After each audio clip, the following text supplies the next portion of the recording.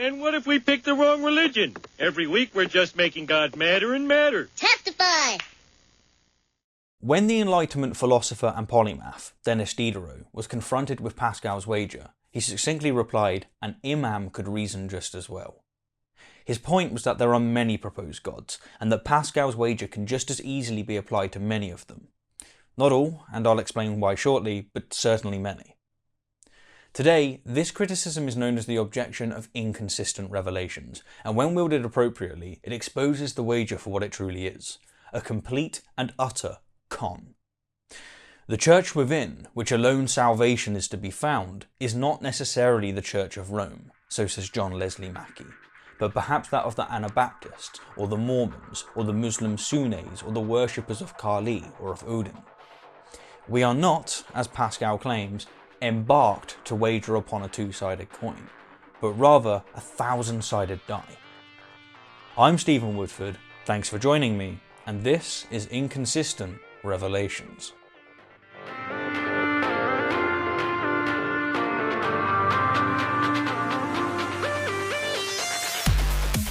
Pascal's Wager is, not surprisingly, attributed to Blaise Pascal, and rightfully so, but it's worth noting that variations have existed for millennia. For example, 400 years before Christianity was even a thing, the pre-Socratic Greek philosopher, Protagoras, was agnostic of the Olympian gods, but he continued to worship them nevertheless in case of their existence. This seems a little odd, granted, but as Stephen Fry and others have noted, the Greeks believed that if the gods exist, they are capricious, unkind, malicious mostly, temperamental, envious, and mostly deeply unpleasant. And so, Protagoras' worshipping, despite his agnosticism, makes sense.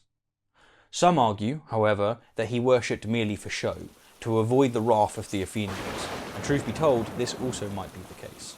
In any case, facing death or exile, Protagoras sailed to Sicily, but alas, his ship was wrecked and Poseidon claimed his prize.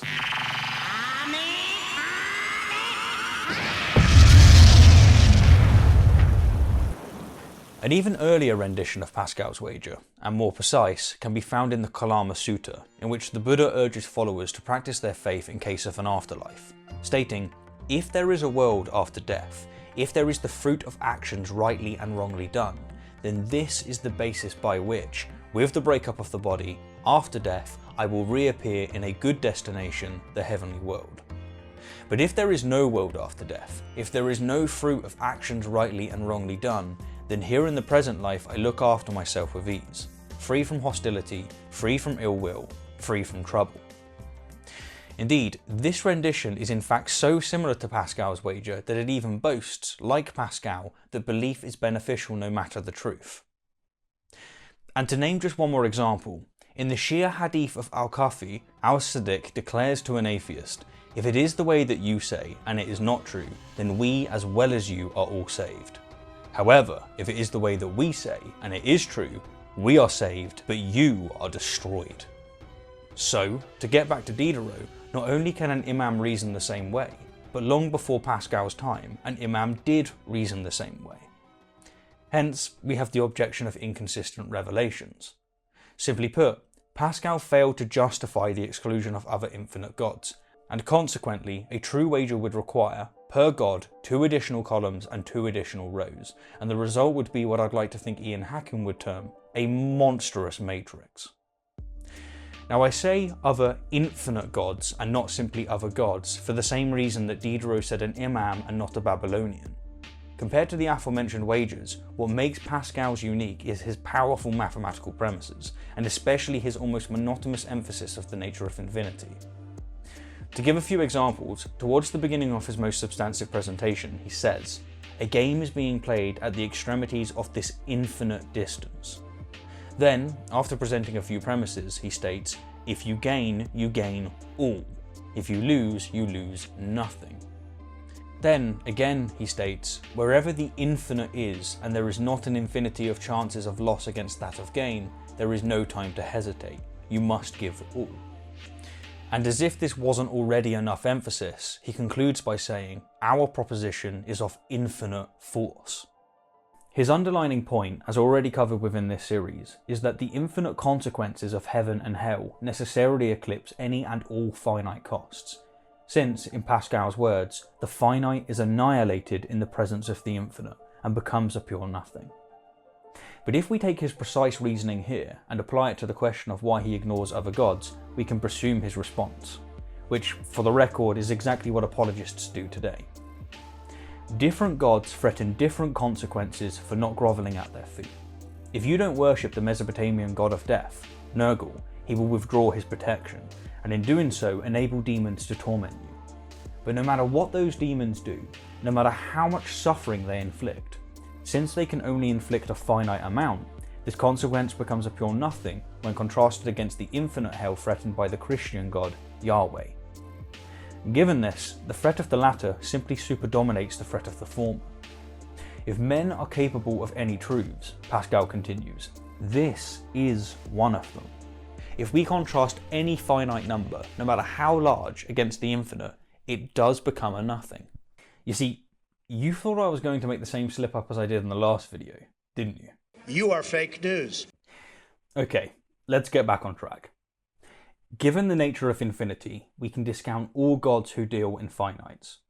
But we can't discount any god who deals in absolutes. Only a Sith deals in absolutes. And so while the monstrous matrix is now tamed, it nevertheless still delivers a fatal bite. Since multiple gods threaten infinite consequences, Pascal's crucial premise of, if you lose nothing, is no longer valid, and hence the superdominance is now gone. Even if we presume, for no good reason, that one of these Sith gods exist, no matter which specific Sith god you wager on, if you lose everything. Again, assuming that at least one of these Sith gods exist, if you wager on Pascal's Yahweh, and it turns out that Yahweh doesn't exist, rather than losing nothing, as is the case in Pascal's matrix, you lose everything. Likewise, if you wager on Allah and it turns out that, say, Osiris exists, then it's the eternal lake of fire for you, my friend. Now, since you stand to lose no matter what Sith god you bet on, Pascal's wager utterly crumbles. It is revealed for what it is, a con. And as a cherry on top, notice that we haven't even mentioned the fact that Christianity alone has over 33,000 denominations, and that many of them insist that followers of the other denominations are going straight to hell. Indeed, the monstrous matrix true form is significantly more grotesque than I've depicted here. Wager, then, with all hesitation, as grovelling at one potential warlord's feet may earn you the infinite wrath of another. Aren't these beings just lovely? How they judge us not by the content of our character, but by whether we hollow their name. Anyhow, I'm Stephen Woodford, and as always, thank you kindly for the view, and an extra special thank you to my wonderful patrons and those of you who have supported the channel via other means. Wager, then, without hesitation, that he is. And that is why I hired someone to do the French. Don't judge me. Anyway, debunked. Click the link below to see a complete unpacking of this, one in which you're included. The box is good quality. In all seriousness, are you alright? Yeah. Good. I don't care. Sexta.